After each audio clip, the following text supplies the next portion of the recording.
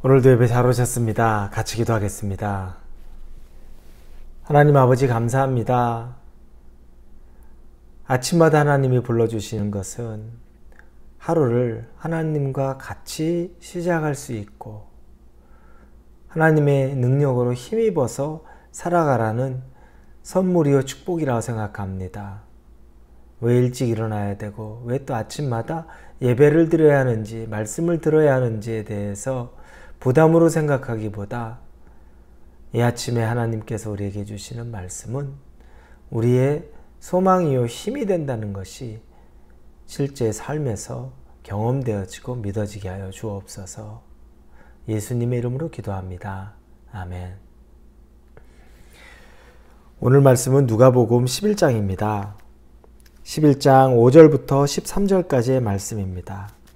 누가복음 11장 5절에서 13절입니다. 찾으셨으면 11장 5절부터 같이 읽겠습니다. 또 이르시되 너희 중에 누가 벗이 있는데 밤중에 그에게 가서 말하기를 벗이여 떡 세 덩이를 내게 구워 달라. 내 벗이 여행 중에 내게 왔으나 내가 먹을 것이 없노라 하면 그가 안에서 대답하여 이르되 나를 괴롭게 하지 말라. 문이 이미 닫혔고 아이들이 나와 함께 침실에 누웠으니 일어나 내게 줄 수가 없노라 하겠느냐. 내가 너희에게 말하노니 비록 벗됨으로 인하여서는 일어나서 주지 아니할지라도 그 간청함을 인하여 일어나 그 요구대로 주리라. 내가 또 너희에게 이르노니 구하라. 그러면 너희에게 주실 것이요. 찾으라. 그러면 찾아낼 것이요. 문을 두드리라. 그러면 너희에게 열릴 것이니 구하는 이마다 받을 것이요. 찾는 이는 찾아낼 것이요. 두드리는 이에겐 열릴 것이니라. 너희 중에 아버지 된 자로서 누가 아들이 생선을 달라 하는데 생선 대신에 뱀을 주며 알을 달라 하는데 전갈을 주겠느냐. 너희가 악할지라도 좋은 것을 자기 자식에게 줄 줄 알거든 하물며 너희 하늘 아버지께서 구하는 자에게 성령을 주시지 않겠느냐 하시니라. 오늘도 기도에 대해서 가르쳐 주십니다. 어제 주기도문에 대해서 가르쳐 주셨죠. 그래서 하나님을 찬양하고 또 우리의 삶의 문제를 내어놓고 또 회개하고 그리고 시험에 들지 않도록 기도하는 것, 그것이 주기도문의 내용이었습니다. 오늘도 기도에 대해서 말씀하시는 연속선상입니다. 기도는 종류가 여러 가지가 있죠. 어떨 때는 침묵하면서 기도하는 침묵기도가 있습니다. 또 어떨 때는 부르짖어 기도하는 그런 부르짖는 기도가 있습니다. 또 조용히 또 묵상하면서 하는 기도도 있습니다. 기도의 종류는 여러 가지 다양합니다. 근데 오늘은 본문에 보니까 간청하는 기도에 대해서 말씀하십니다. 비유를 하나 들었어요. 한 사람이 있습니다. 그 사람이 집 가까운 곳에 있는 친구의 집에 밤늦게 문을 두드립니다. 빵 세 덩어리를 빌려달라고 하는데 이유는 자기 집에 여행 중에 온 친구가 있는데 그 친구를 대접하려는데 자기 집에는 지금 빵이 없습니다. 그래서 가까운 친구 집에 가서 빵 세 덩어리를 빌려달라고 늦은 밤에 그 밤에 친구 집에 찾아간 겁니다. 그랬더니 그 친구가 이미 잠자리에 들었고 침대에 누워있고 늦었는데 내가 어떻게 나가서 너한테 그걸 주겠니? 줄 수 없다라고 이야기하는 거죠. 그러나 예수님이 하시는 건 친구로서는 줄 수는 없겠지만 진짜 밤새 귀찮게 하고 문 열어서 빵 좀 줘, 빵 좀 줘. 그러면 그게 귀찮아서라도 아마 빵을 줄 거야. 이 얘기를 하는 겁니다. 친구여서 주는 게 아니야. 귀찮게 하면 줄 거야. 이 얘기를 하면서 간청하는 기도에 대해서 말씀합니다. 그리고 본문에서 9절부터 구하고 찾고 문을 두드리라. 우리가 잘 아는 말씀이죠. 구하라. 그러면 너에게 주실 것이요. 찾으라. 그리하면 찾아낼 것이요. 문을 두드리라. 그러면 너에게 열릴 것이니 이 구하고 찾고 두드리는 것에 대해서 이야기합니다. 아주 간청하는 거죠. 간절한 마음으로 계속 두드리면 계속 찾으면 계속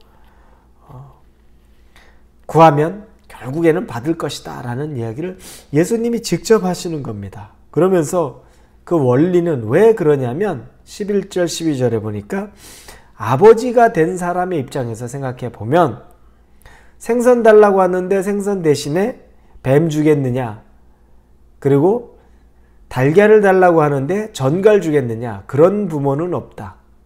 생선 달라고 하면 당연히 생선 주고 달걀 달라고 하면 달걀을 주지 왜 안 주겠느냐라고 얘기합니다. 그러면서 다시 말하죠. 너희가 악할지라도 좋은 것을 자식에게 줄 줄 알거든 하물며 너희 하늘 아버지께서 구하는 자에게 성령을 주시지 않겠느냐 하시니라. 그러니까 구하지 않는 것이 문제인 것처럼 말씀합니다. 그러면 우리 생각할 수 있죠. 저 진짜 많이 구해요. 매번 하나님에게 정말 제가 얼마나 많이 부르짖고 기도하고 오랫동안, 그런데 응답이 안 됩니다. 그러면서 저에게 가지고 있는 건 이 기도에 대한 절망감이에요. 기도에 대한 좌절감이 생겼어요. 그래 말씀하신 대로 그렇게 열심히 기도했는데 기도가 응답이 안 됐습니다. 남은 것은 기도해도 안 돼. 기도해도 이루어지지 않아. 이런 절망감입니다. 왜 이 말씀을 의지해서 구하고 찾고 두드렸는데 아무것도 구해지지 않고 아무것도 찾아내지지 않았고 아무것도 열리지 않았습니다. 그런데 오늘 본문 13절에 맨 뒤에 보니 하물며 너희 하늘 아버지께서 구하는 자에게 성령을 주시지 않겠느냐 하시니라. 보니까 뭘 구해야 되는지 명확히 나옵니다. 성령을 구하고 성령을 찾고 성령을 두드리라는 겁니다. 우리는 우리의 필요에 대한 부분만 하죠. 그거 가지고 구하고 찾고 두드렸는데 오늘 본문에 보니까 눈이 활짝 열립니다. 성령을 구하라는 겁니다. 그런데 우린 정작 성령을 구하는 것에 대해서는 이렇게 간절하지 않았고 이렇게 열심내지 않았고 이렇게 끊임없이 거의 집착하듯이 찾지 않았던 겁니다. 예수님의 약속은 바로 이 성령이었습니다. 아니 우리 필요도 있는데 성령? 이거 뭐 어떻게 합니까? 내 필요가 있는데. 그런데 한번 생각해 보십시오. 성령을 구하고 성령의 충만함이 있다면 어떨까요? 우리 삶이. 성령이 충만한데 모든 것이 다 결핍으로 느껴지고 모든 것이 다 비참하고 모든 것이 다 속상할까요? 아니죠. 예전에 고대나 중세 수도원에서 수도원 생활을 하던 그런 사람들이 있죠. 정말 그 시대를 깨우던 사람들입니다. 그 수도원 신앙이 있어서 기독교가 타락할 때쯤 되면 다시 돌아오고 할 수 있었던 겁니다. 그런데 그 사람들은 외적으로 보면 너무너무나 부족해요. 불쌍해 보여요. 아무것도 갖지 못했어요. 그런데 그분들은 개인적으로는 가장 풍요한 분들이에요. 세상이 이해를 못하죠. 사람들이 이해를 못해요. 그런데 그분들의 삶, 만족을 보면서 도전을 받고 존경하기 시작해요. 거짓이 아니었다는 거예요. 거짓말로 아무것도 없는데 저렇게 살 수가 없어.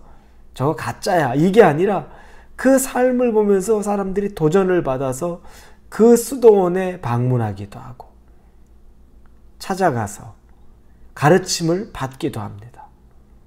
그분들은 외적으로는 아무것도 없어요. 그런데 충만해요. 무엇이 충만하기 때문에 그렇습니까? 성령이 충만해요. 예수님으로 충만해요. 하나님으로 충만해요. 그러니까 필요가 없어서가 아니라 하고 싶은데 억지로 참고 있는 것이 아니라 만족감이 생기는 거죠. 그래서 정욕으로 구하는 것들에 대해서도 제어할 수 있는 겁니다. 성령을 구하라. 여러분, 성령에 충만하면, 성령에 우리가 가득하면, 예수님이 우리 안에 가득하면 아주 많은 부분에 대해서 우리는 주어진 것에 감사할 수 있고 또 없는 것에 대해서 아쉬워하기보다 만족할 수 있는 삶을 살게 됩니다. 그게 바로 우리 주님, 예수님, 우리 성령님, 우리 하나님만으로도 우리가 만족하고 기뻐하고 사는 삶이 되는 겁니다. 구하십시오. 찾으십시오. 두드리십시오. 무엇을 위해? 성령의 충만함을 위해 그 성령을 구하고 찾고 두드리시는 여러분이 되기를 주님 이름으로 축원합니다. 기도하겠습니다. 하나님 감사합니다. 그동안 구하라, 찾으라, 두드리라 세상의 정욕을 눈에 보이는 것만을 찾고 구하고 두드렸는데 오늘 말씀을 자세히 보니 성령을 구하라고 말씀하십니다. 그동안에 다른 건 구해도 성령을 안 구했습니다. 용서하여 주옵소서. 이제 바른 길로 구하게 하시고 정말 얻어야 될 것을 얻을 수 있도록 인도하여 주옵소서. 예수님의 이름으로 기도합니다. 아멘.